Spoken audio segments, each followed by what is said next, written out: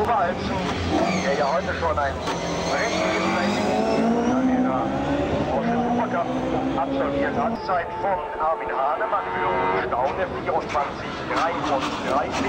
Das war der Messpunkt unter der steilen Bühne.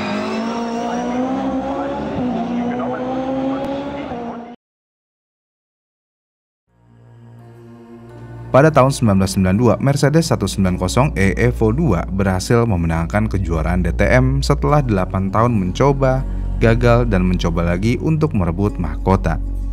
Dan setelah tahun itu, DTM mulai melihat ke masa depan, yang mana DTM melihat Formula Grup A yang telah memikat para penggemar hampir 1 dekade tak lagi menjadi bagian dari rencana masa depan mereka. Ide awalnya, mereka ingin membebaskan pabrikan dari syarat homologasi yang ketat. Dengan gagasan yang ada, maka lahirlah era baru, yaitu Kelas 1.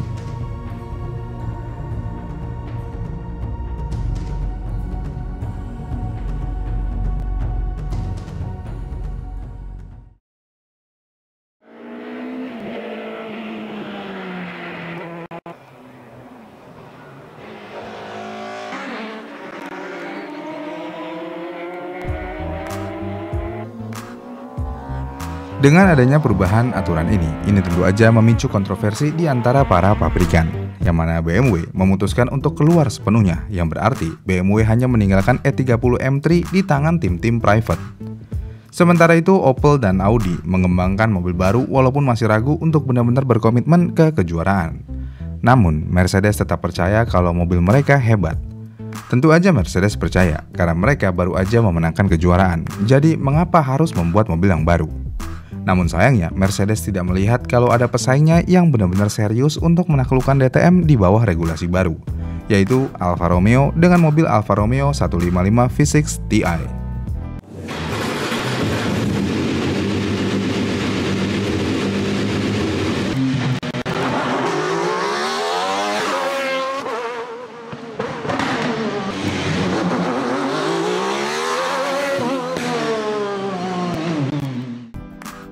Aturan baru Kelas 1 yang diperkenalkan pada tahun 1993 adalah perubahan besar bagi DTM, yang sejak awalnya di tahun 1984 beroperasi di bawah aturan Grup A.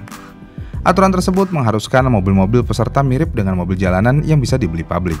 Namun aturan Kelas 1 baru jauh lebih longgar, yang mana pabrikan hanya mengharuskan siluet mobil terlihat serupa, dengan beberapa komponen struktur dan bodi yang mirip. Tapi komponen aerodinamika dan sistem penggerak tidak lagi harus menyerupai versi jalanannya.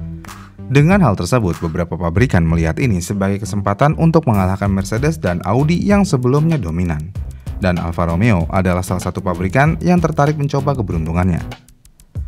Alfa Romeo punya sejarah panjang di dunia motorsport dan brand yang kuat di kalangan pecinta mobil. Dan kala itu, sedan kecil terbaru mereka yaitu Alfa 155 jelas ditujukan untuk pelanggan yang menginginkan sesuatu yang lebih menarik dibandingkan Mercedes 190 yang mulai menua. Maka cara terbaik Alfa Romeo untuk memamerkan mobilnya tentu aja untuk mengalahkan pesaing utamanya di tanah kelahirannya yaitu Jerman di kejuaraan DTM. Dalam pembuatannya, Alfa Romeo mengambil bodi 155 dan membuang hampir seluruh komponennya, menyisakan hanya apa yang harus dipertahankan untuk memenuhi regulasi. Meskipun versi jalanan Alfa Romeo 155 hadir dengan penggerak roda depan atau penggerak 4 roda, para insinyur tidak terlalu memedulikannya untuk versi balap. Karena mau bagaimanapun, mereka hanya perlu mematuhi aturan mesin yang terbatas pada 6 silinder dengan kapasitas 2,5 liter, dan blok mesin yang harus terbuat dari material yang sama dengan versi jalanannya. Dan Alfa Romeo berhasil menciptakan mesin balap 24 katup berdaya 420 horsepower di putaran 11.000 rpm yang dipadukan dengan sistem penggerak 4 roda. Dan lahirlah Alfa 155 V6 Ti.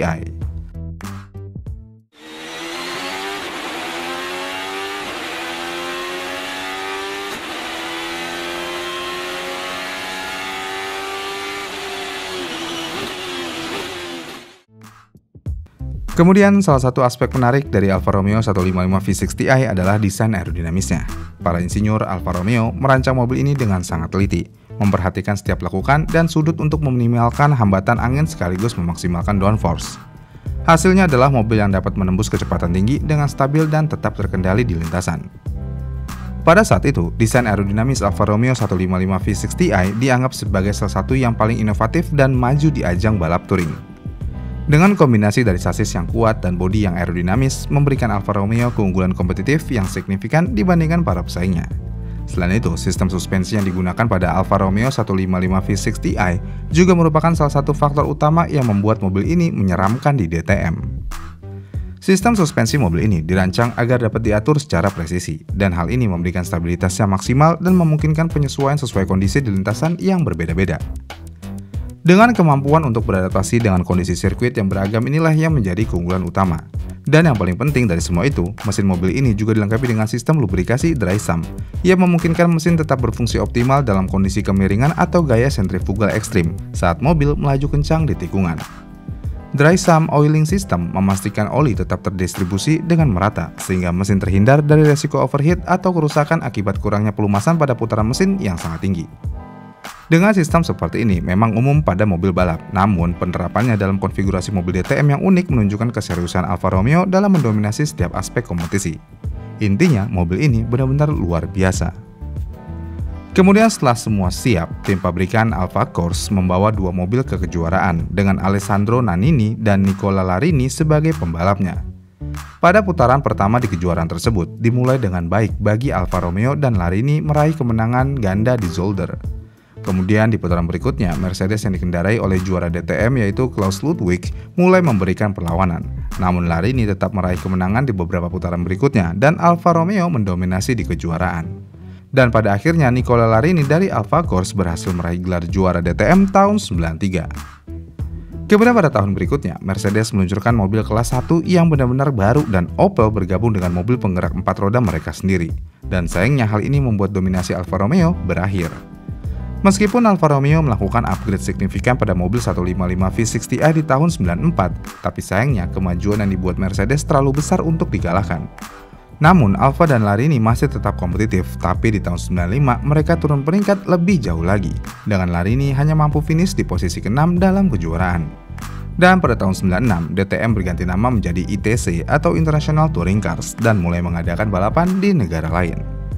Meskipun Alfa Romeo sudah mengganti mesin di tengah musim, tapi sayangnya hasil yang diharapkan tidak kunjung datang dan pada akhir tahun Alfa Romeo dan Opel menarik diri dari kejuaraan. Dan kejuaraan pun akhirnya dibubarkan.